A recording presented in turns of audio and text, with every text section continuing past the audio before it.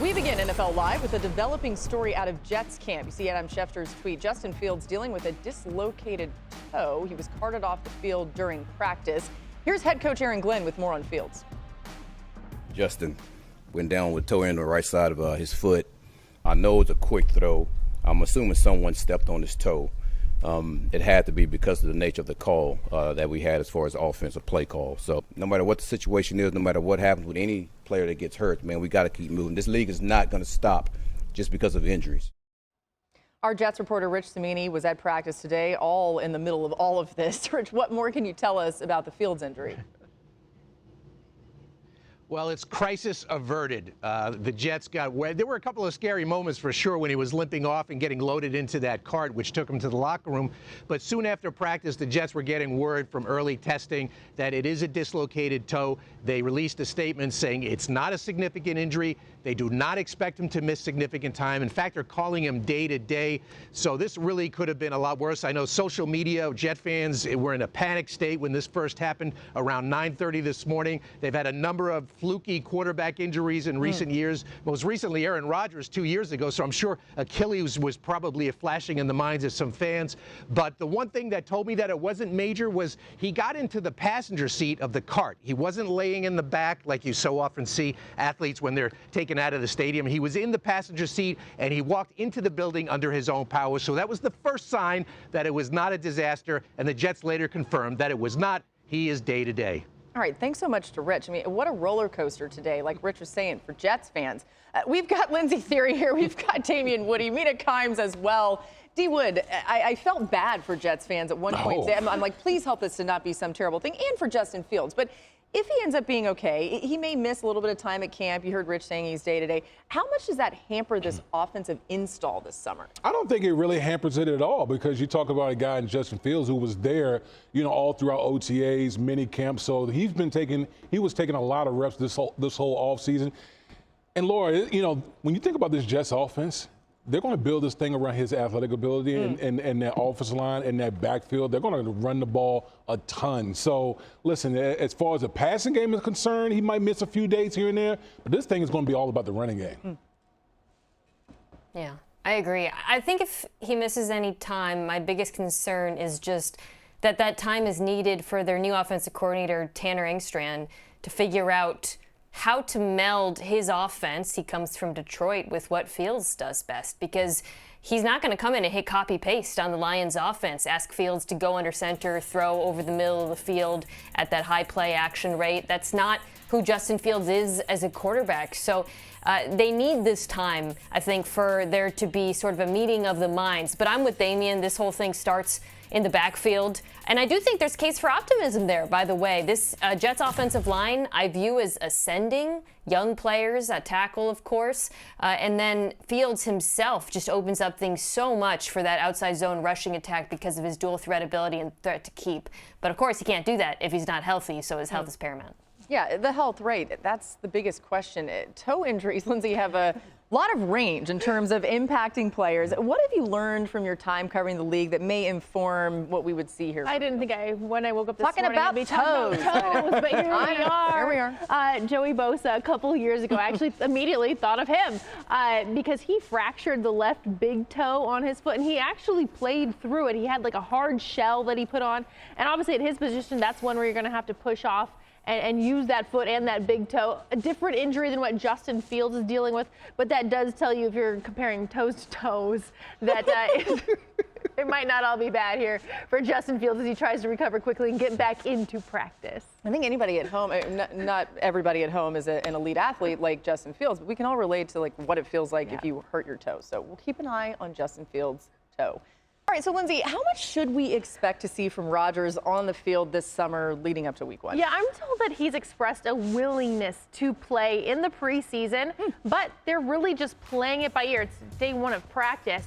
As you heard before, Mike Tomlin has said that he is a workaholic, but they want to do whatever they can to get him ready, whatever he feels he needs to get ready. That's what they're going to do. So there's no firm plan in place right now when it comes to looking ahead to the preseason games and exactly where they see Aaron Rodgers fitting into that. Damien, Rodgers' preferred style is much different, right, than the offenses that we've seen from Arthur Smith, their offensive coordinator, over the years. They know each other, though. How do you see these two meshing? Yeah, I mean, when you talk about an Aaron Rodgers style offense, it's very stoic. There's not a lot of motion. Everything is static and stuff like that. Whereas Arthur Smith, he wants to incorporate motions, different personnel groupings. So I do think there's been a meeting of the minds this offseason to kind of mesh the two systems together to ultimately make Aaron Rodgers feel as comfortable as possible. I think the one thing that you're going to see in this Steelers offense, you're going to see that two tight end personnel grouping a lot, because I think Aaron Rodgers throughout his career has had a lot of success with two tight ends on the field. Obviously, we saw the Pittsburgh Steelers trade for Jonnu Smith to go with Pat Freiermuth. I think that will be the personnel grouping that'll get cooking a lot in this situation. I think you might see three, by the way, with Darnell Washington as a blocker / kind of de facto offensive lineman.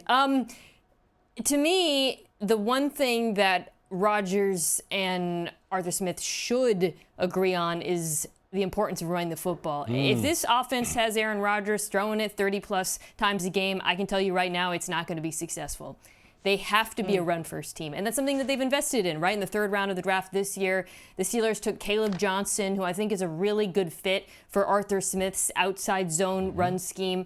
The interior of the offensive line has been excellent. They've drafted really well there. It's those tackles, I think, that could determine whether or not this is successful on the ground. Broderick Jones firmly entrenched on the left side. Troy Fautanu coming back from an injury season. That's where this thing sinks or swims, in my opinion. And I'm not just saying that because Damien's on the show today, but I really feel like they got to run the ball better, and it starts with the young offensive line. Yep. Yeah, well, listen, we like to play to the big men, but facts, Mina, either way. As we all know, Rodgers opens the season versus his former team in the Jets. The scriptwriter, conspiracy theorists are like, what is that? But I'm curious, how good is this Steelers team going to be? Are they one of the 8 teams that could win the Super Bowl in your mind? I always say, when people ask me who are, are they Super Bowl contenders? I'll tell people every time, if you make the playoff, you have a chance. Okay. Coach always told us, if you make the tournament, you have an opportunity. I think the real key for the Pittsburgh Steelers is, Mina already touched on it, how well can they run the football and protect Aaron Rodgers? Again, you're asking a 42, soon to be 42-year-old quarterback to take you places that you don't see many 40-year-old quarterbacks go outside of Tom Brady. So they got to be able to establish a line of scrimmage in Pittsburgh. Yeah, I think the challenging thing is I view them as the third best team in their own division, right? I know Bengals have major issues on defense, but that should be a top 5 offense. So when you look at it from that point of view, you're competing with maybe the Broncos and the Chargers for a wild card spot.